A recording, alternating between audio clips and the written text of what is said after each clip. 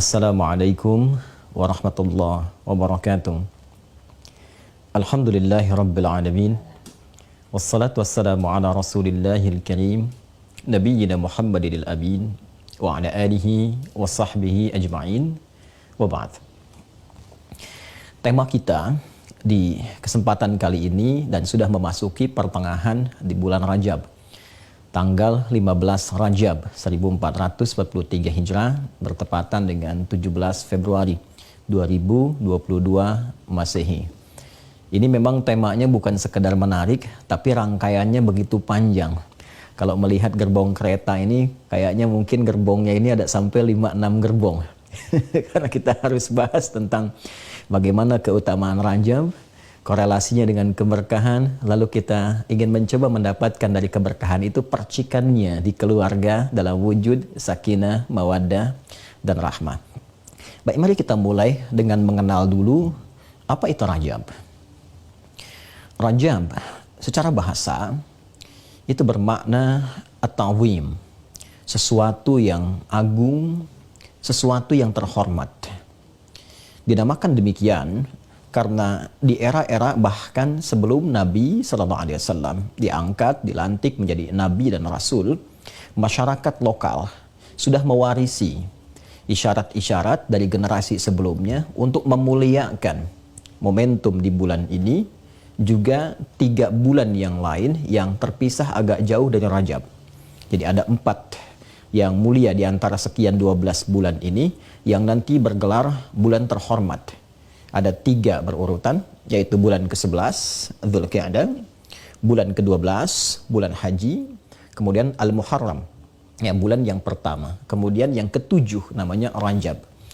4 bulan ini sejatinya juga telah disinggung dalam Al-Quran dan ditegaskan oleh Allah Subhanahu wa Ta'ala. Boleh jadi penegasan yang disampaikan ini yang sesungguhnya lestari dari generasi-generasi sebelumnya, dari nabi-nabi sebelumnya yang diutus, yang ingin memberikan pesan kuat, hikmah yang dalam di balik bulan-bulan ini. Jadi di Islam itu ada pandangan kalau ada waktu yang dimuliakan atau tempat yang dimuliakan, tujuannya bukan untuk mengkultuskan waktu dan tempat itu, tetapi untuk mengambil aura kebaikan yang ada di dalamnya supaya dia bisa menebar ke seluruh waktu yang lain dan tempat-tempat lainnya. Jadi kalau kita melihat Mekah bagi umat Islam itu sangat mulia, di Madinah itu mulia, sehingga semua orang yang ada di Mekah dan di Madinah terjaga untuk berbuat baik, diharapkan ketika kembali dari Mekah, dari Madinah, umumnya yang haji ataupun yang umrah, dia bisa mendapatkan aura kebaikan dari aura Mekah dan Madinah itu yang dipraktekkan di setiap tempat. Jadi bukan hanya di Mekah, di Madinah kemudian menjadi baik, pulang dari situ kembali kepada kebiasaan yang tidak baik. Karena itulah Nabi memberikan kesan Al-Hajjul Mabrur, haji yang dapat memberikan perubahan karakter moral pada seseorang. Ya, berubahnya karakter moral dari salah menjadi soleh, dari buruk menjadi baik, itu disebut birrun namanya. Bila melekat kepada pemiliknya disebut dengan mabrur. Nah, jadi sejatinya haji itu bukan gelar. Ya, jadi haji itu latihan kita untuk mendekat kepada Allah yang pancarannya melahirkan perbaikan karakter moral yang kemudian berkumpul dalam bentuk takwa sebagai akumulasi sifat baik.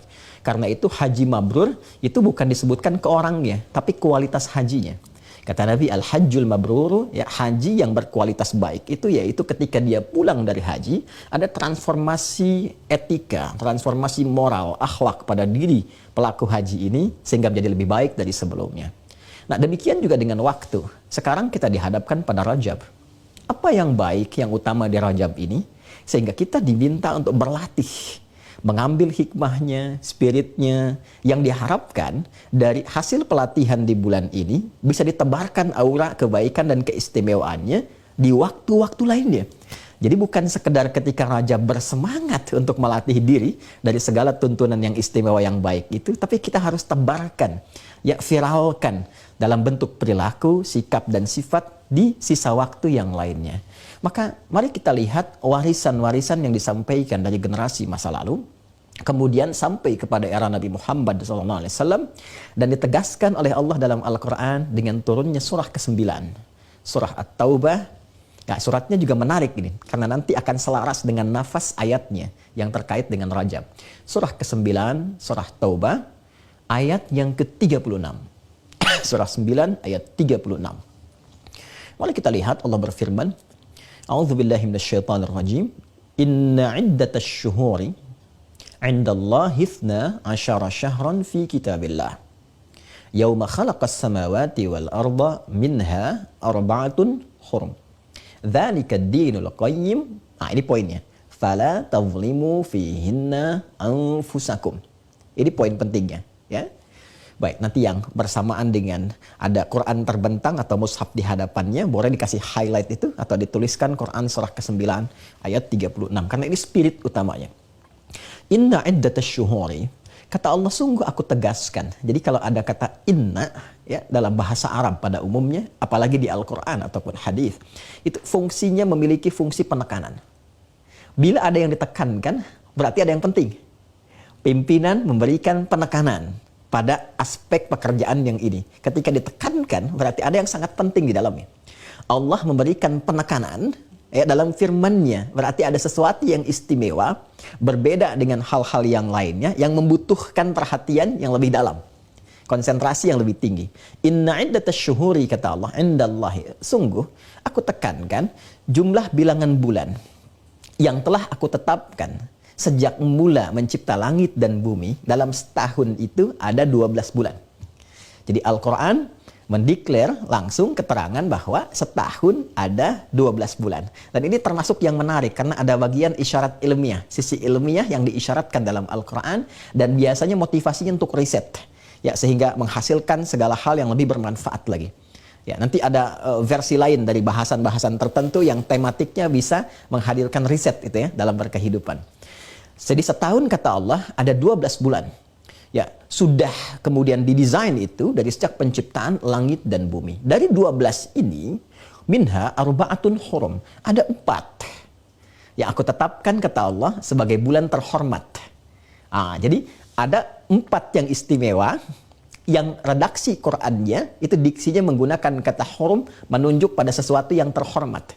Jadi nanti macam-macam, ya. Ramadan ada istimewanya tersendiri. Ya, Dzulhijjah istimewanya tersendiri. Yang 4 ini, ya, yang 4 ini itu keistimewaannya melekat melalui diksi Al-Qur'an, diberi nama dengan hurum. Nah, ini sedikit saya tuliskan, ya. Mohon izin saya berdiri untuk memberikan penekanan pada aspek ini karena ini ada yang penting di sini. Mudah-mudahan terlihat, ya. Ya. Terlihat, ya, Ibu, ya, di sini, ya. Nah, belum saya tuliskan. Sudah saya tuliskan baru kelihatan, ya. Baik, minha arba'atun hurum, seperti ini, ya. Hurum. Hurum ini pada mulanya memiliki arti sesuatu yang terhormat. Hormat. Bila Anda ingin menjaga sesuatu supaya tetap tampil terhormat, lalu Anda membuat satu aturan, jangan lewati ini, ya, karena ketika mengerjakan ini, maka ini berpotensi meruntuhkan kehormatan, ya, berpotensi menggugurkan kemuliaan. Maka rangkaian-rangkaian aturan yang mencegah seseorang bisa terjerumus dalam perbuatan yang mereduksi kehormatannya, itu disebut haram namanya. Ya, haram. Haram. Nah, karena itu kita mungkin pernah mendengar sejatinya dalam Islam ini hukumnya haram, ini hukumnya haram.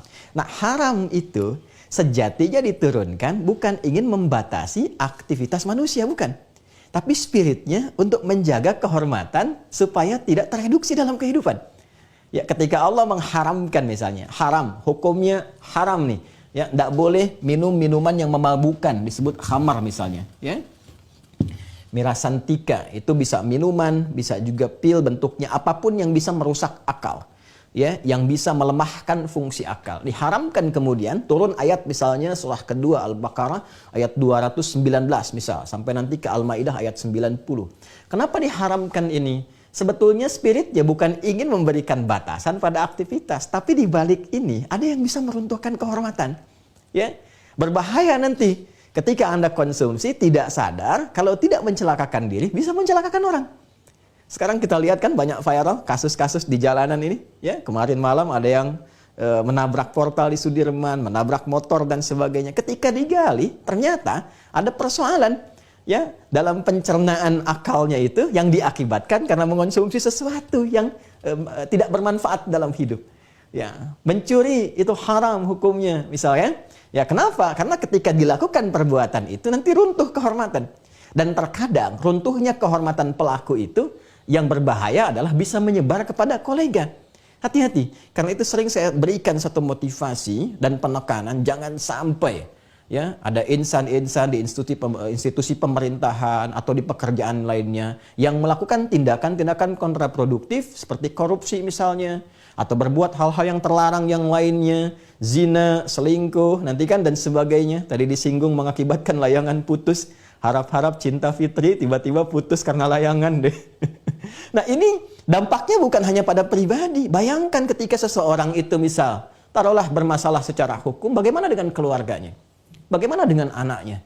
Ketika dia sekolah, kemudian disebut, dibully oleh kawan-kawannya, kamu anaknya koruptor, kamu keluarga begini. Fikirkan itu, kata Al-Quran. Ya. Nah, hanya dalam perjalanan hidup, tidak semua orang bisa mengondisikan keadaan dirinya berjalan di garis yang benar. Ya, di garis yang tertib. Lalu lintas saja kan kadang-kadang ya ada yang melanggar lalu lintas. Ada lalu lintas kehidupan tuh. Kadang ada lampunya merah, ini nggak boleh, bahaya kan. Ada lampunya hijau, silahkan jalan. Bahkan dipaksa untuk jalan, wajib. Ya? Ada yang kuning, makruh nih. Memang itu tidak melahirkan haram, tapi kalau dikerjakan nggak baik. Bisa-bisa muncul potensi salah di tempat lain. Anda usia 40 tahun, ingin olahraga pakai sepeda, boleh, bagus. Tapi sepeda yang dipakai, sepeda anak usia 4 tahun. Haram sih tidak, tapi tidak disukai karena nanti menghadirkan tinjauan-tinjauan tidak baik dari lingkungan yang bisa meruntuhkan kehormatan. Nah, terkadang ini muncul dalam kehidupan. Alih-alih lisan, harusnya dipakai untuk berkata baik. Ini ajaran Al-Quran semua ya. Jadi kalau kita berusaha membaca, memahami Al-Quran dari awal sampai dengan akhir, tidak akan pernah ditemukan tuntunan yang mengarahkan kepada keburukan. Jadi yang sederhana aja nggak ditemukan, apalagi yang keras-keras. Ya, jadi kalau Anda misalnya mendengar ada orang Islam ya bertindak yang kurang pantas, apalagi pada tindakan-tindakan yang keras seperti teror, dengan tindakan ekstrim dan sebagainya, itu patut diduga ya, ada yang tidak tepat dalam berislamnya, atau boleh jadi patut diduga juga tidak ada akses yang baik kepada petunjuk Qur'annya. Ya, karena semua yang diajarkan di Quran itu jangankan pada aspek yang besar, yang kecil pun diarahkan yang baik. Ya, yang kecil pun. Misal, saya ingin berikan satu gambaran. Di Al-Quran itu ada bimbingan bagaimana kita bisa menggunakan perangkat-perangkat tubuh kita dari bagian ujung kepala sampai ujung kaki. Seperti apa mesti digunakan. Ya, saya ambil contoh misalnya dari kepala dulu, ambil beberapa bagian. Pandangan misalnya, mata. Kita buka Quran surah ke-24, Quran surah Cahaya. Ayat 30 untuk laki-laki, ayat 31 untuk perempuan. Wa qul lil mu'minina, katakan pada insan beriman. Ya, dasar pertama untuk masuk Islam itu kan bersyahadat. Syahadu an la ilaha illallah, syahadu anna Muhammad Rasulullah. Dengan yakin seperti itu disebutnya orang beriman. Ya kan? Katakan pada insan beriman yang yakin itu dengan nilai Islam, dengan ketuhanan Allah Subhanahu wa taala, jika memang dia beriman, maka imannya mesti membimbing matanya, yaghuddu min absarihim, untuk memalingkan dari yang tak pantas untuk dilihat. Jadi ghaddul basar itu bukan melarang untuk melihat. Awas, jangan salah ini ya. Baca terjemah salah paham. Nanti langsung dipraktekkan, tidak. Tanyakan dulu pada yang paham, ya. Ghaddul basar itu silahkan melihat, ketika yang dilihat itu tak pantas untuk dilihat, palingkan pandangan.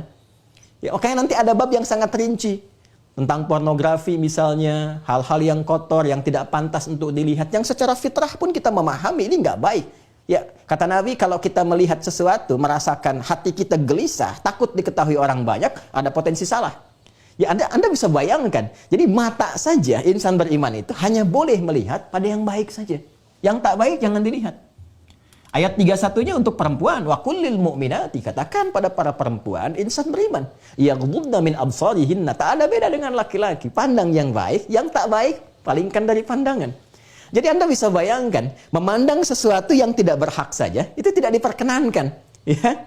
Hati-hati. Maka bagaimana dengan bertindak melampaui itu? lisan berkata yang kotor saja, itu nggak diperkenankan.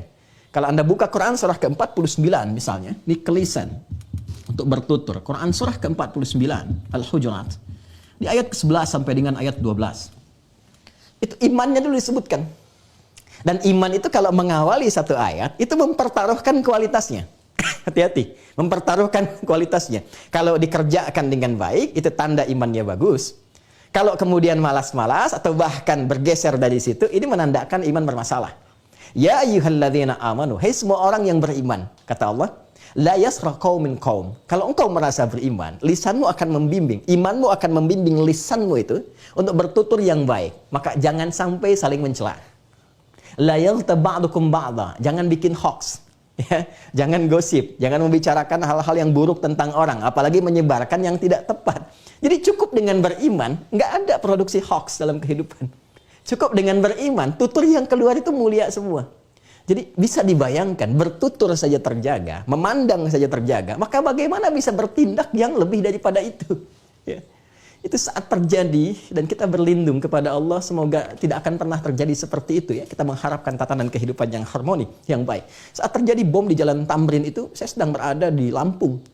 Ya, itu ditanya saya, Ustadz, apakah bom di Jalan Tamrin termasuk jihad fisabilillah? Saya bilang, sependek pengetahuan saya, jihad fisabilillah itu jihad di jalan Allah, bukan di Jalan Tamrin.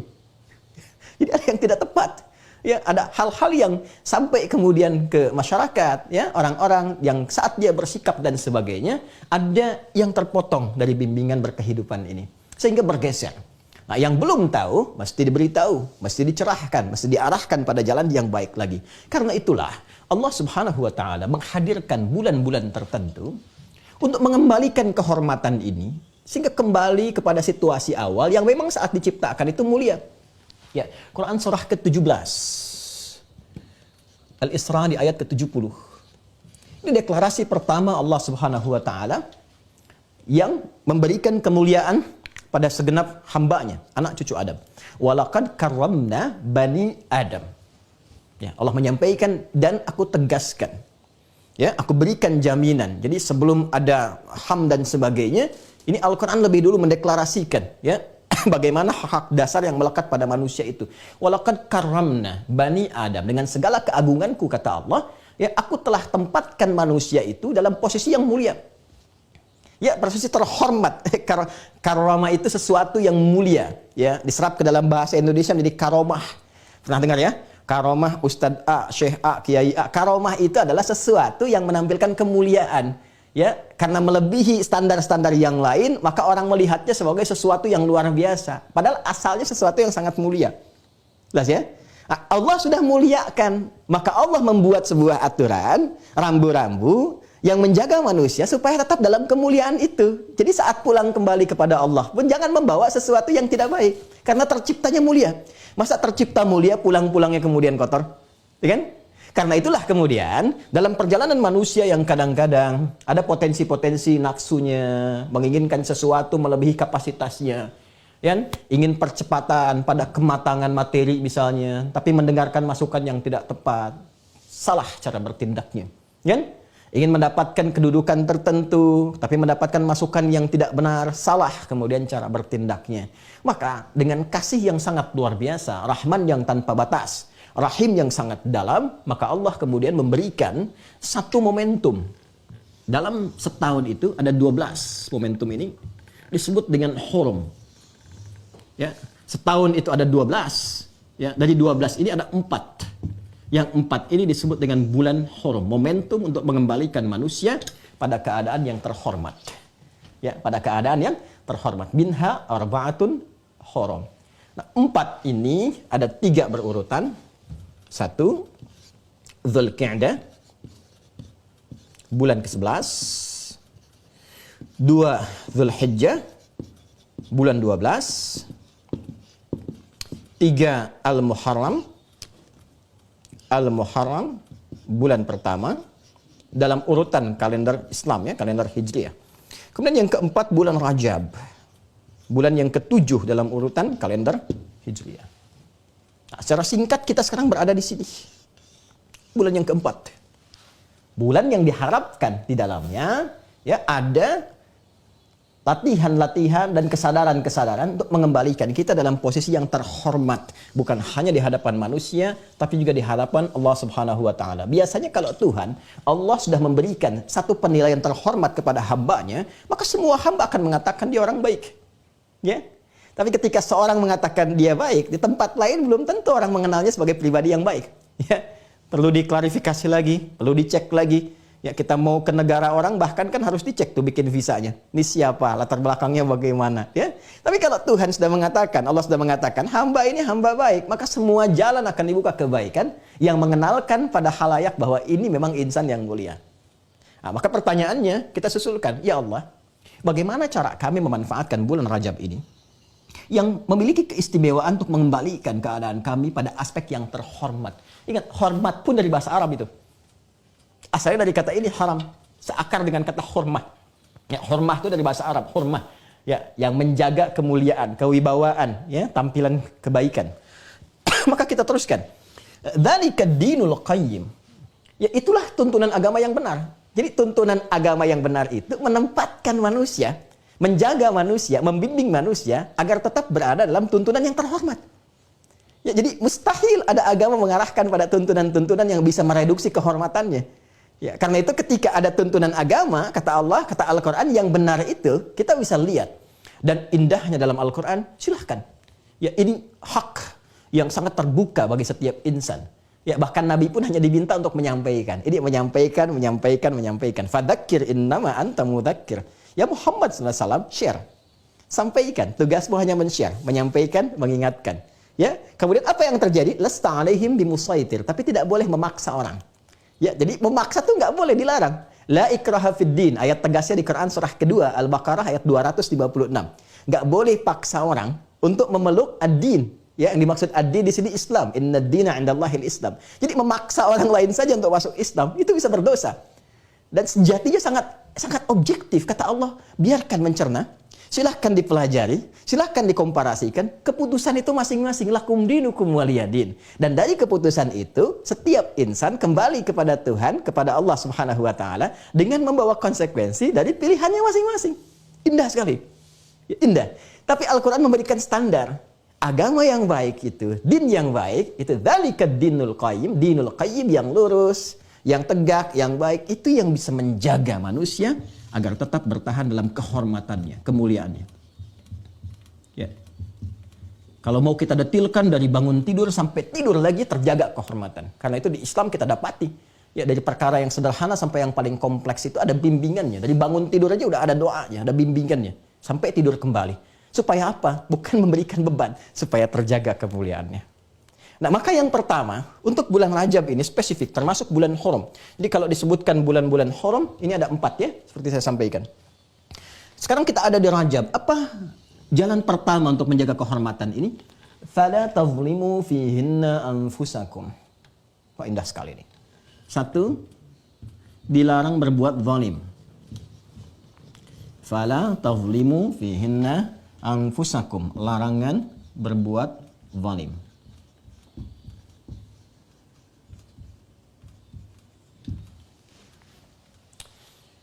Zalim, perilaku perbuatan yang menempatkan sesuatu bukan pada tempatnya. Itu asalnya.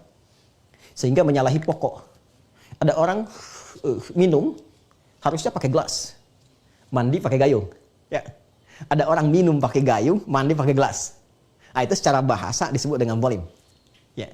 Dalam pengertian terminologi syariat, ya, aturan-aturan kehidupan, zalim itu ya menempatkan ukuran-ukuran kebaikan dan kesalahan di tempat yang keliru sehingga tertukar.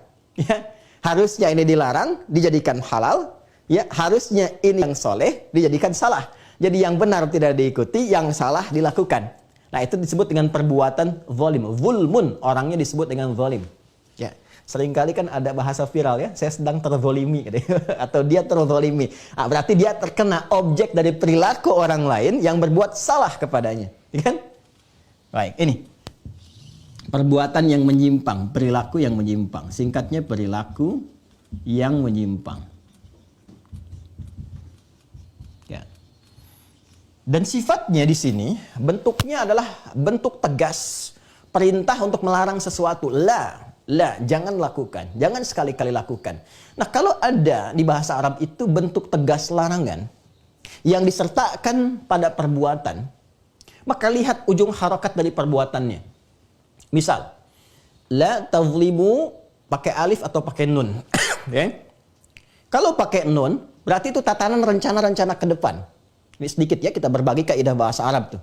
Maka kamu tata nih aktivitas kamu ke depan, jangan sampai menyimpang. Dari bangun tidur sampai tidur lagi. Bekerja di mana? Jalan di mana? Mulai dari rumah jalan ke pekerjaan, kan?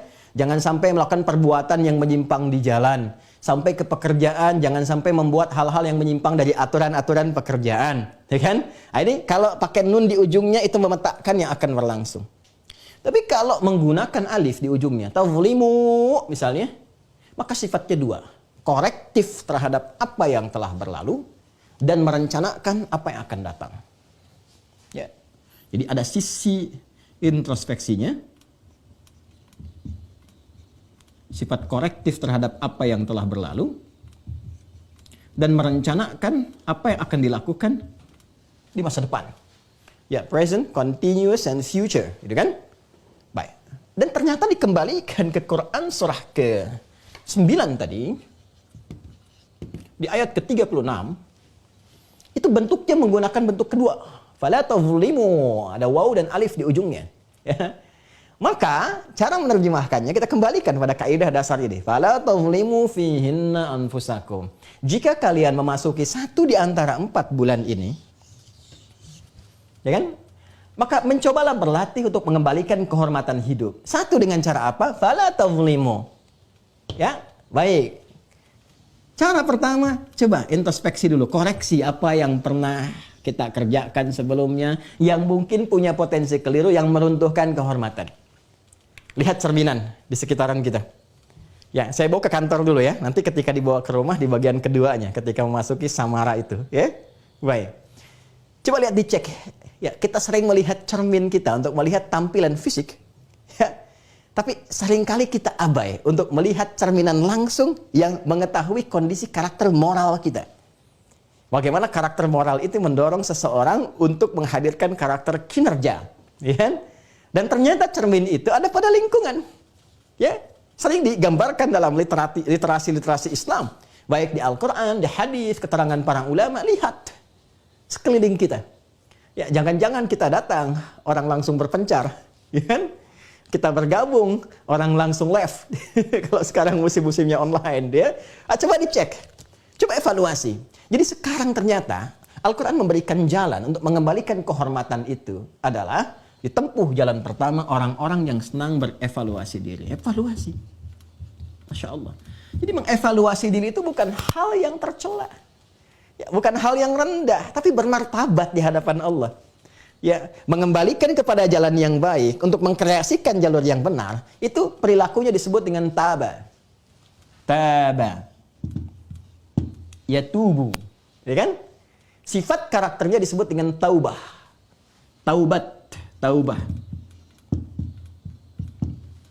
Yo, ya. Taba, yatubu, taubah. Dan surahnya, surah ke-9, surah Taubat. Ya, yang kita akan memahami kan, taubat itu mengakui kesalahan, menyesalinya, berjanji tidak melakukan, dan kemudian mengkreasikan apa yang terjadi, ditransformasikan kepada yang lebih baik untuk menutupi yang dulu-dulu yang kurang baik. Intinya kan kembali kepada jalan yang benar. Maka sesungguhnya Rajab, keistimewaan pertama itu bulan untuk taubat. Ya, berlatih taubat maksudnya. Yang nanti akumulasinya akan ditemukan di Ramadan. Ya, jadi kalau nanti Rajab tidak dikondisikan, Ramadan nanti bisa nggak siap. Ya, Ramadan bisa nggak siap. Jadi dimulai dengan kita cek satu, evaluasi. Ya, saya sering katakan, Allah itu lebih menyukai pelaku maksiat yang gemar bertobat dibandingkan orang soleh yang tidak pernah merasa salah. Saya ulang ya, Allah lebih mencintai, lebih menyukai pelaku maksiat yang gemar bertobat dibandingkan orang soleh yang tidak pernah merasa salah. Ayo, bikin quotes, bikin status tuh.